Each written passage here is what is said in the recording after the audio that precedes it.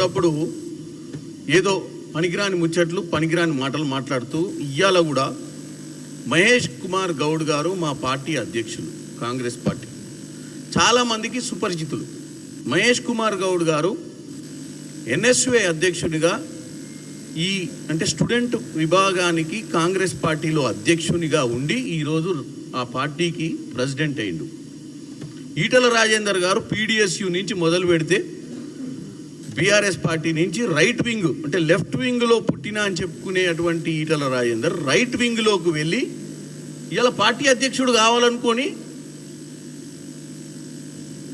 ఆయన భావాజాలాన్నే మార్చి పేదల తరపున పోరాటం చేయాల్సినోడు రైట్ వింగ్లోకి వెళ్ళి కార్పొరేట్ సంస్థలతో అంటగాగినటువంటి బీజేపీలో ఉన్నటువంటి ఈ వ్యక్తి ఈరోజు మహేష్ కుమార్ గౌడ్ గురించి మాట్లాడటాన్ని చూస్తే మరి నవ్వాలనో ఏడవాలనో అర్థం కావట్లేదు.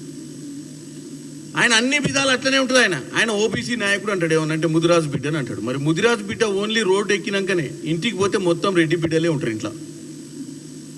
ఆయన ఈటల రాజేందర్ రెడ్డి 7 దాకా ఇంటి గేటు లోపలికి, ఇంటి గేటు బయటికి రాగానే ప్రజల్ని మోసం చేయడానికి ఓబీసీ లీడర్,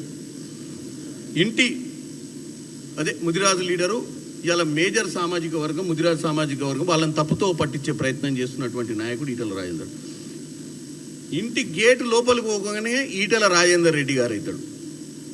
ఎందుకంటే ఇంట్లో ఎవరు అంత రెడ్లే.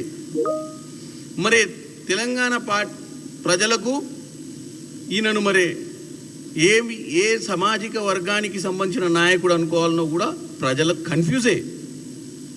ఇటు పార్టీలకు కన్ఫ్యూజ్ ఇవ్వాలి ఆయన గురించి, ఇటు ప్రజలకు కన్ఫ్యూజ్. ఈ కన్ఫ్యూజ్ లీడర్ అప్పుడప్పుడు కొన్ని ఆరోపణలు చేస్తూ ఇవాళ మా పార్టీ అధ్యక్షుని మీద చేస్తుండు. 24 గంటలు బీఆర్ఎస్ పార్టీ వదిలిపెట్టినా అంటాడు, కానీ వాళ్ళ పాటనే వాడతాడు ఏడవైనా. అదే కేసీఆర్, హరీష్ రావు, కేటీఆర్ బ్రహ్మాండమైన వాళ్ళ రాజ్యమే బాగుండే అని ఇండైరెక్ట్గా చెప్పే ప్రయత్నం చేస్తున్నటువంటి ఈటల రాజేందర్ గారిని మరి బీజేపీ వాళ్ళు ఎన్ని రోజులు ఆయన దగ్గర పెట్టుకుంటారో చూడాలి.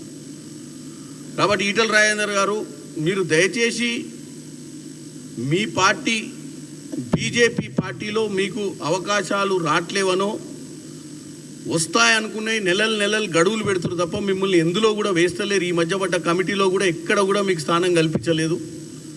మరి దాంతో మీరు ఫ్రస్ట్రేషన్ మా పార్టీ నాయకుల మీద తీయొద్దని కోరుకుంటున్నాం. ఇకపోతే ఈరోజు హరీష్ రావు గారు